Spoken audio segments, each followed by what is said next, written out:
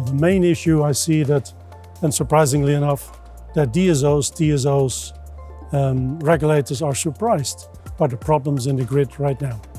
For 20 years we talk about the energy transition, but most of them have not really prepared. So there is no measurement of the low voltage grid. They don't know the dynamics. They don't know the physical grid. So they are now surprised by the draw of current or the request for feeding in energy, which they cannot handle.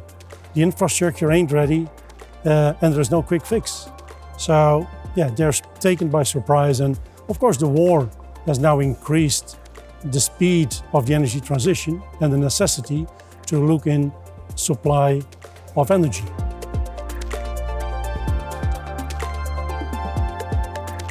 Well, these issues cannot be addressed quickly. Changing a physical infrastructure takes a lot of time. It takes a lot of money, but besides money, which could be fixed quickly, digging in new cables is time consuming. But even before you can dig in new cables, roll out new cables, you need to know where.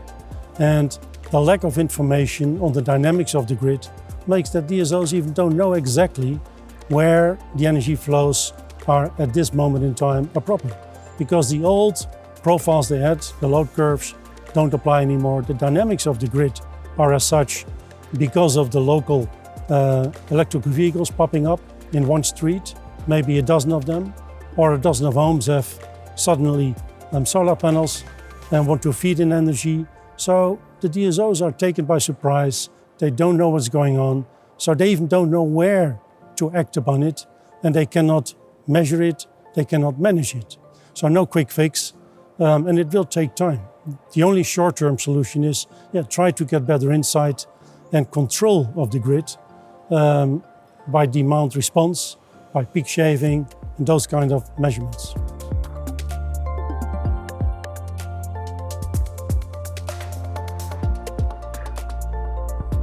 Well, the European Commission has done a great thing.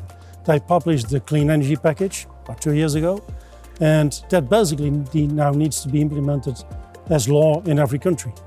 And that states specifically the role of the DSOs, the new role of the DSOs in securing supply of energy and managing the low voltage grid, while the consumers and especially communities have much more right to generate energy, to feed in energy, to store energy, and even to own a distribution network. The DSOs are now charged by managing that environment. So energy flows from anywhere to everywhere, generated anywhere. So it's a bit of a mess. But the Clean Energy Package does define the roles of the DSOs and other aggregators now to take control of this and ensure, let's say, a stable grid.